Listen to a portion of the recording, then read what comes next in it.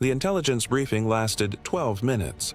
12 minutes to outline what was supposed to be a straightforward warrant service on a commercial property in the industrial district. The target: a suspected illegal firearms dealer operating out of a machine shop. The warrant specified seizure of approximately 15 to 20 illegally modified weapons, suppressors, and associated manufacturing equipment. The tactical team assembled at 04:30, conducting final equipment checks in the pre-dawn darkness. Body armor secured, communications verified, breaching equipment staged. 8 operators prepared for what intelligence described as a single-level commercial building, approximately 4,000 square feet, with 1 primary suspect and possibly 1 associate present. The team leader reviewed the approach one final time. Primary entry through the main loading dock. Secondary team covering the rear personnel door. Intelligence indicated the suspect typically arrived at the location around 6 in the morning, which gave the team a window to establish positions and execute entry before the building became occupied. What intelligence could not tell them, what no surveillance had captured, what no informant had mentioned, was that this machine shop served as the surface operation for something far larger. Something that would transform a routine weapons seizure into one of the most significant tactical discoveries in the region's history. The convoy rolled through empty industrial streets at 05:15. 3 vehicles moving without lights, navigating by night vision and memorized routes. The neighborhood consisted of warehouses, manufacturing facilities, and storage units. The kind of area that emptied completely after business hours and wouldn't see civilian traffic for another 3 hours. The team dismounted 2 blocks from the target, moving on foot through the shadows between buildings. Pointman confirmed visual on the machine shop. Single-story structure with corrugated metal siding. Loading dock on the north side. Personnel door on the south. No vehicles present. No lights visible. No indication of occupancy. The breach was textbook. Hydraulic spreader on the loading dock door. 4 seconds from contact to entry. The team flowed into the space with practiced precision, weapon lights cutting through the darkness, voices calling clear as they moved through the building. The main floor matched intelligence expectations. Lathes, milling machines, drill presses, all consistent with legitimate machining operations. But within 30 seconds of entry, the team began finding what they came for. Modified lower receivers stacked on workbenches. Suppressors in various stages of completion. Drilling jigs designed to convert semi-automatic weapons to fully automatic. Primary objective confirmed. Evidence photographed. Team prepared to secure the scene and call for forensic processing. Then one of the operators noticed something that changed everything. Along the back wall of the shop, behind a rack of metal stock, the floor showed wear patterns that didn't match the rest of the space. Scuff marks leading to what appeared to be a solid wall. But the wear pattern suggested traffic. Regular traffic, to a wall that should have had no reason for anyone to approach. The operator called it out. The team leader moved to investigate. A closer examination revealed what surveillance had completely missed. A seam in the wall, nearly invisible unless you were looking for it. A concealed door, professionally installed, designed to blend seamlessly with the surrounding structure. The team stacked on the hidden entrance. Breaching tools positioned. On command, the door gave way, revealing not a storage closet or a hidden room, but a staircase descending into darkness. The descent took the team into a space that intelligence had no idea existed. Below the machine shop, carved out of the earth and reinforced with concrete, stretched an underground facility that dwarfed the building above. The air carried the smell of gun oil, preservative grease, and the unmistakable metallic scent of ammunition. The first chamber measured approximately 60 feet by 40 feet. Metal shelving lined every wall, floor to ceiling. And on those shelves, in neat rows organized by type and caliber, sat weapons. Not 15 or 20, not 50 or 100. The initial visual estimate exceeded 400 firearms in this room alone. Assault rifles, submachine guns, pistols, shotguns, military-grade hardware that had no business being in a basement beneath a machine shop in an American industrial district. But the discovery was only beginning. A corridor extended from the first chamber, leading deeper into the underground complex. The team advanced methodically, clearing each space before moving to the next. The second chamber contained ammunition, cases stacked on pallets, tens of thousands of rounds sorted by caliber. The third chamber held tactical equipment, body armor, helmets, communications gear, night vision devices. The fourth chamber stopped the team in their tracks. Explosive materials, professionally stored in temperature-controlled conditions, military demolition charges, commercial blasting caps, detonation cord, timer assemblies. The quantity visible in initial assessment. Enough explosive material to level multiple city blocks. The team leader immediately called for additional resources. This was no longer a weapons seizure. This was a potential domestic terrorism supply depot. The scale exceeded anything the warrant had anticipated by orders of magnitude. As additional tactical units began responding, the discovery continued to expand. The underground facility extended in multiple directions, branching into subsidiary chambers and storage areas. Total underground space would eventually be measured at over 12,000 square feet, 3 times the size of the building above. In one of the deeper chambers, the team made the discovery that would ultimately reveal the true nature of the operation. A planning room, tables covered with maps, building schematics, transportation schedules, target photographs. The photographs showed government buildings, public gathering spaces, transportation infrastructure, critical utilities. Each photograph annotated with handwritten notes detailing security patterns, access points, and optimal timing for maximum impact. Beside the photographs, a timeline, dates, locations, coordinated attacks planned across multiple cities. The first date on the timeline, 72 hours from the moment the team stood reading it. The weapons in this facility weren't for sale on the black market. They weren't destined for criminal organizations or drug cartels.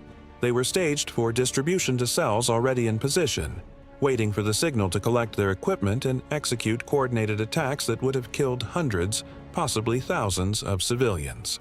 The team immediately secured all planning materials as priority evidence. Photographs of the timeline were transmitted to the command post. Within minutes, federal agencies were mobilizing. What began as a local warrant service was now a national security emergency. But the underground facility held one more discovery that the team was not prepared for. Beyond the planning room, through another concealed door, lay a living quarters.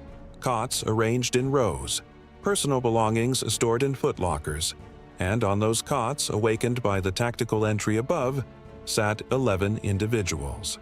Not suspects, not co-conspirators. 11 young men who had been recruited, transported, and confined in this underground space for what investigators would later determine was an 8-week training and indoctrination program. They ranged in age from 19 to 24. They had been isolated from outside contact. They had been prepared to execute attacks they would not survive. The team secured the individuals without resistance. Most appeared disoriented, confused by the sudden tactical presence. Several were visibly relieved. Later interviews would reveal that at least 4 had been seeking a way to escape the program, but feared the consequences of attempting to leave. The discovery transformed the operation yet again. This was not just a weapons cache or a terrorist supply depot. This was an active recruitment and radicalization facility. The 11 individuals in that underground chamber represented 11 potential mass casualty events that were now prevented. As dawn broke above ground, the scale of what the team had uncovered continued to expand. Documents seized from the planning room contained communications with individuals in 4 other cities, addresses, meeting locations, pickup points for weapons distribution. Federal tactical teams mobilized simultaneously across the country. 4 additional locations raided within 6 hours of the initial discovery. Each location yielded additional weapons, additional planning materials, and additional individuals involved in the conspiracy. The total seizure across all 5 locations, over 2,000 firearms including military-grade automatic weapons that had been illegally imported, over 100,000 rounds of ammunition, explosive materials sufficient for multiple large-scale attacks, planning materials detailing 12 coordinated attacks scheduled to occur within the following week, and 37 individuals taken into custody, including the 11 from the underground training facility who would ultimately cooperate with investigators in exchange for consideration. The warrant had authorized seizure of 15 to 20 illegally modified weapons from a single suspect. The operation discovered a domestic terrorism network preparing for coordinated attacks that would have constituted one of the deadliest weeks in the nation's history.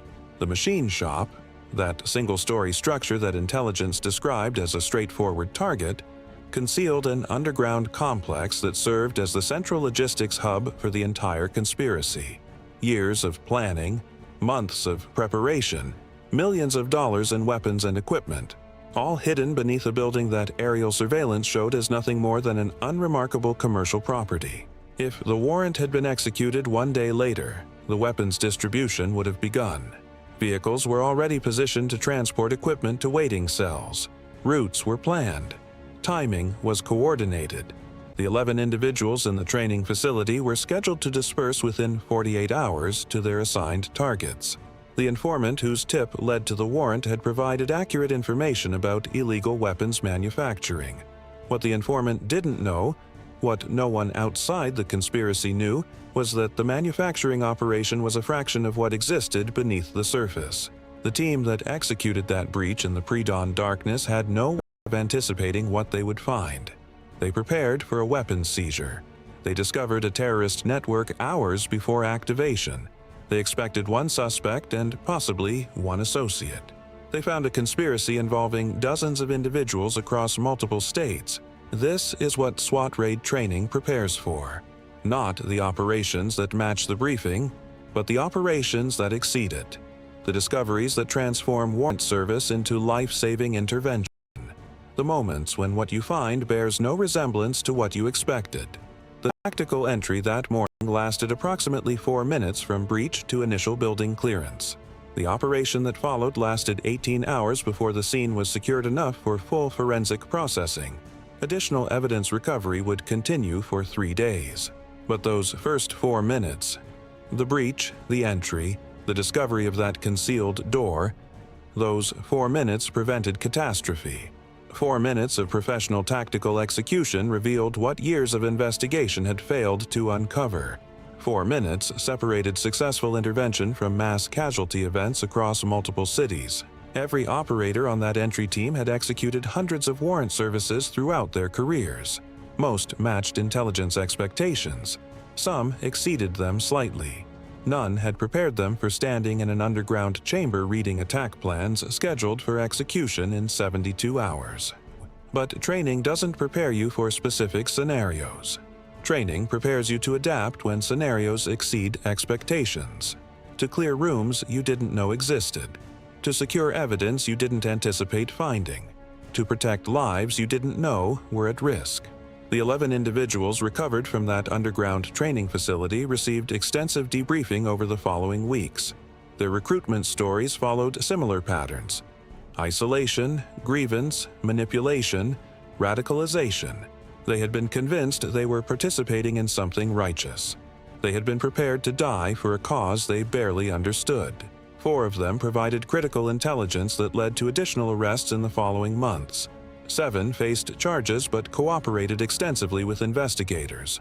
All 11, regardless of their legal outcomes, represented attacks that never occurred, casualties that never happened, families that never received devastating notifications.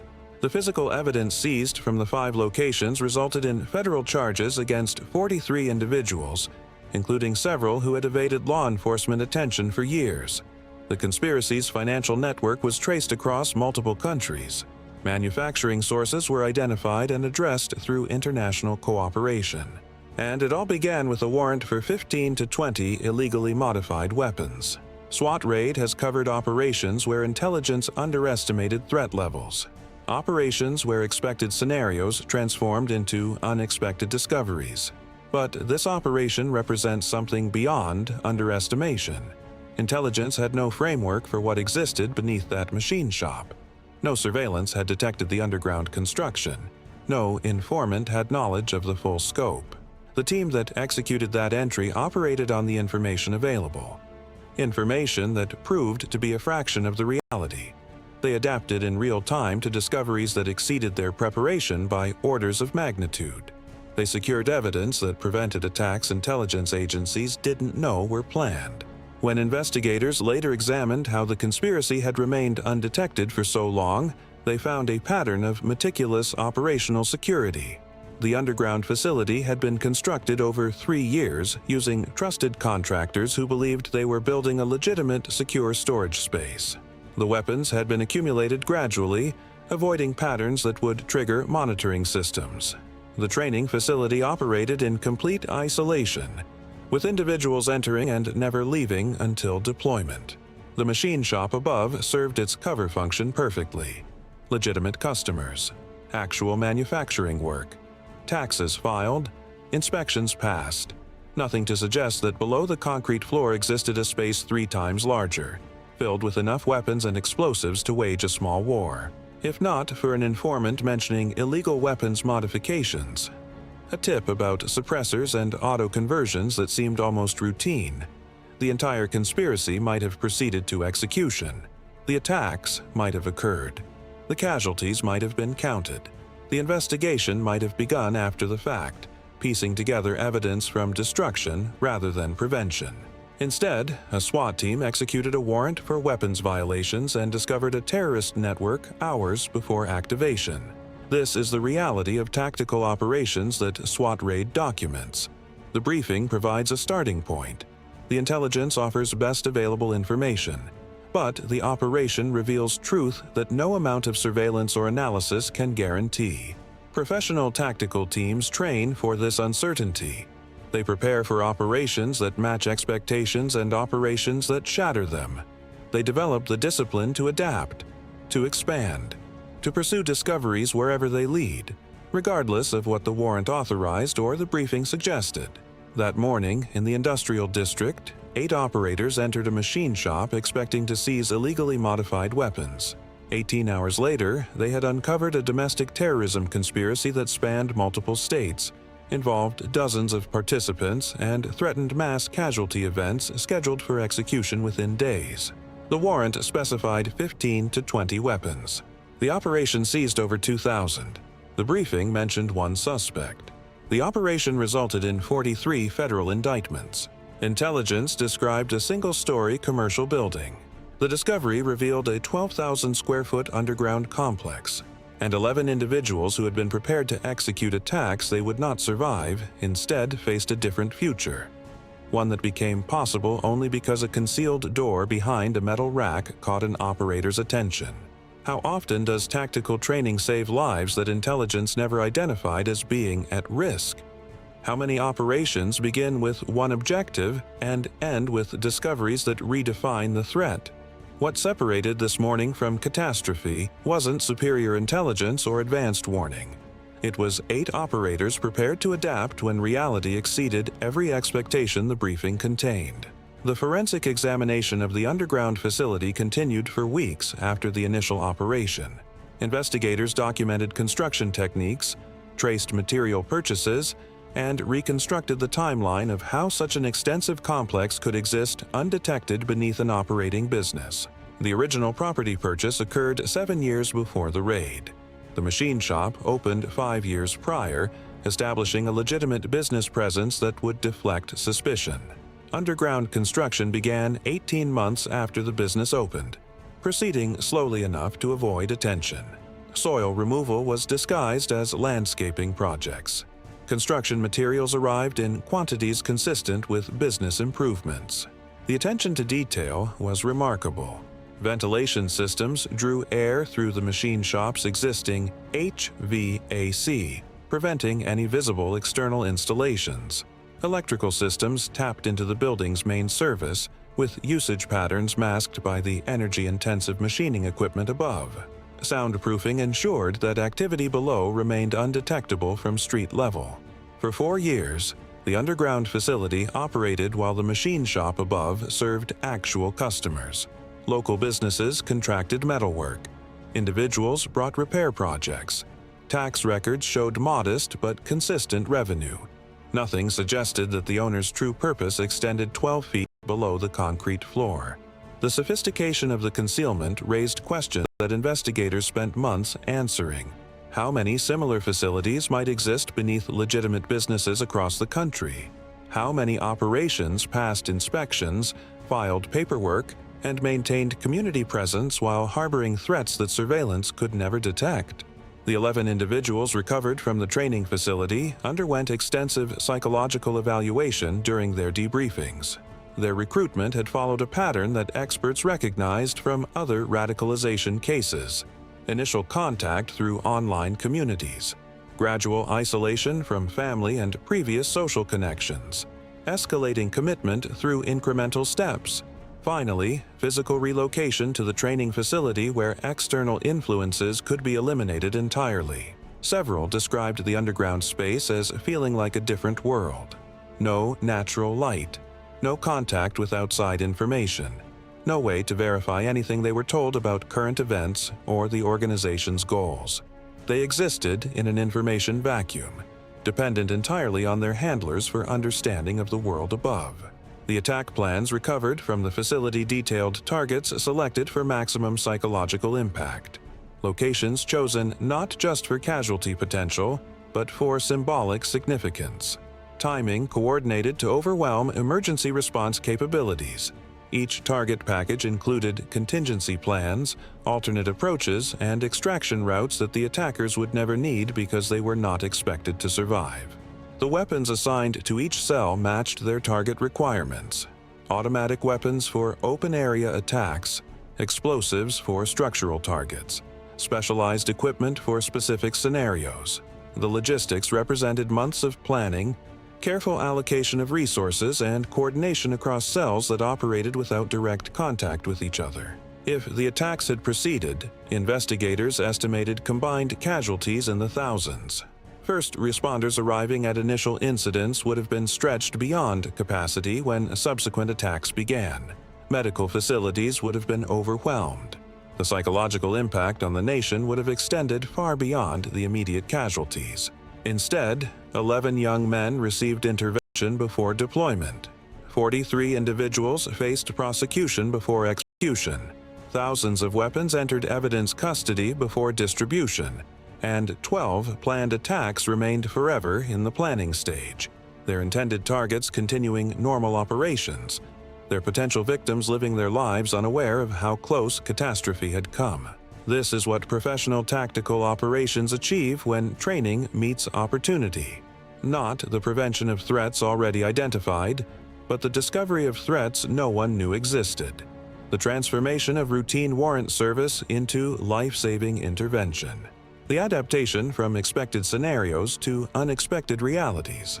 The team that breached that machine shop door trained for years before that morning. They executed hundreds of operations that matched their briefings. They developed the skills, the instincts, and the discipline that would prove essential when one operation exceeded every expectation.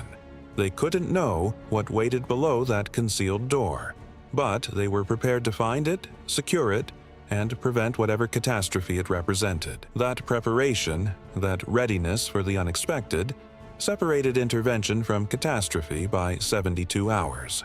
Subscribe to SWAT Raid for more tactical operations stories about unexpected discoveries that revealed threats far larger than intelligence suggested, where professional training and adaptation prevent catastrophe.